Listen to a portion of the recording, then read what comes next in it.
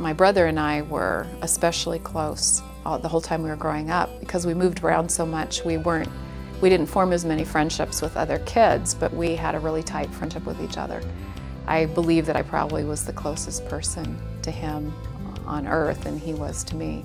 David and Joanne were, I think, joined at the hip. As they were children, she followed him around and worshiped him, I would say. And in later years, the tables turned, and Joanne was David's anchor.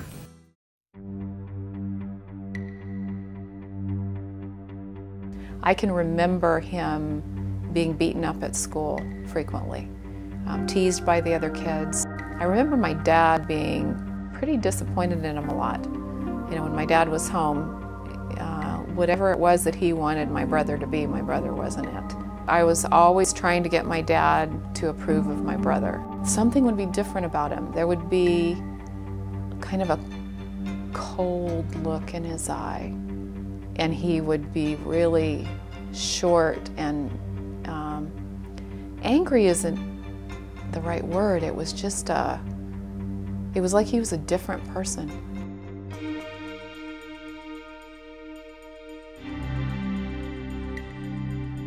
I definitely got the impression he was having a hard time at boarding school. I remember him talking about how hard it was to live in the dorm. I would say he was probably a bit introverted and maybe reclusive.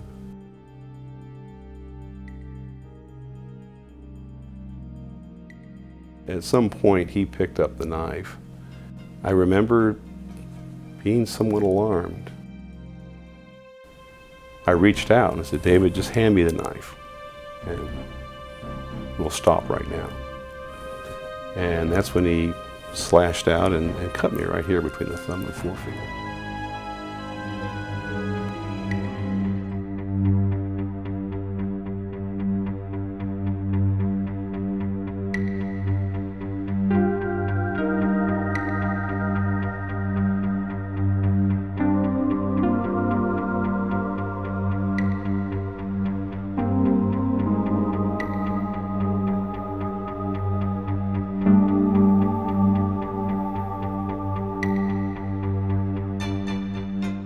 He'd get angry, and sometimes it was, frightening, and I didn't feel safe all the time with him because of the anger.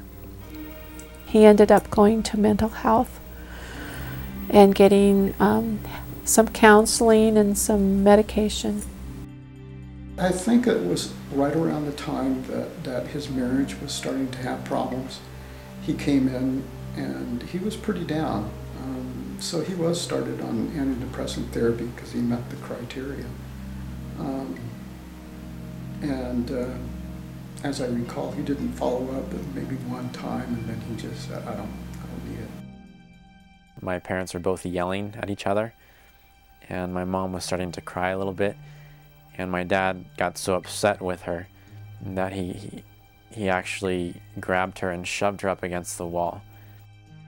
He came out of the room and he was really angry, and he kind of grabbed me from where I was around the table, the kitchen table with the kids, and kind of threw me through the doorway into the bedroom. I got the restraining order and proceeded with divorce. I remember once him just really being angry with her, and he told me that he had a pistol in his pocket, and he was headed for her house, and he was planning to shoot her.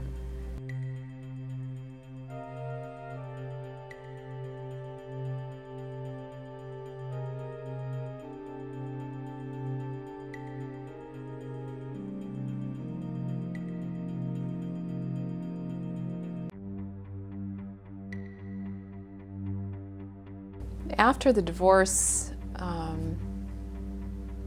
my brother, it seemed like he couldn't bounce back from that. He was really, really rocked. He had a lot of trouble keeping a job. He showed up on my doorstep saying he was just a basket case. He was shaking, he was crying, he was saying, I'm having suicidal thoughts. My husband and I had only been married for about 1.5 years, and he was not happy with my brother moving in with us. In fact, he said no. I asked him not to ask me to choose between them. I said, if you ask me to choose between you and my brother, I'll have to choose my brother, because if something happens to him, because I've turned him away, I will never be able to live with myself.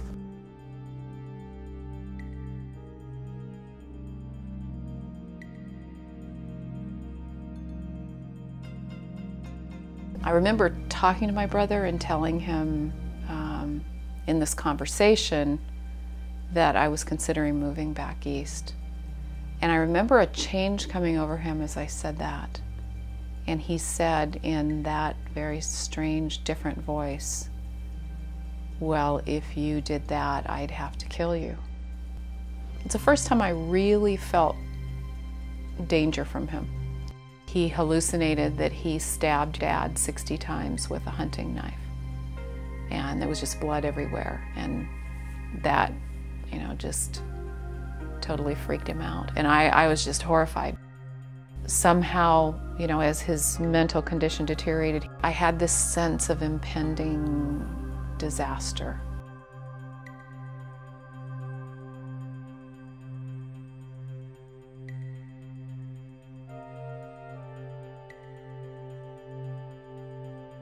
When we left, everyone was leaving except my husband and my brother.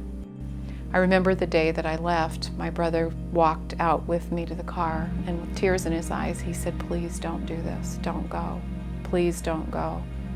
I just really feel like something terrible could happen.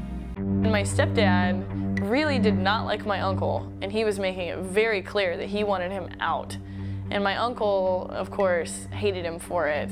Everybody's relationship with Dave was strained at the time, particularly my brothers. And here, Joanne and Jennifer and myself were going to be leaving, and they were going to be there left alone together. And I remember thinking, I hope they don't get in a big fight or anything bad happens.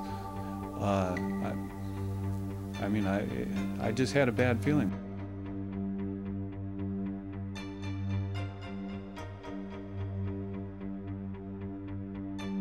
I got a call from my brother that he had, and he was crying, and he said, I took the plane up and I tried to crash it into a mountain, and I came really close, and he was crying, and he said, I need you to come back home.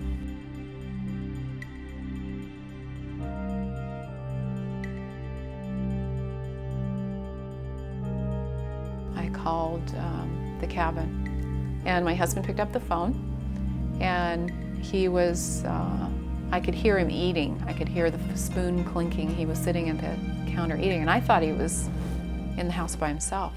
We were laughing, and right in the middle of that conversation, I heard a sound that sounded like lightning hit the line or something, and then the phone clunked down. I hear Joanne's, talking, and then I hear her say, "What was that?" into the phone.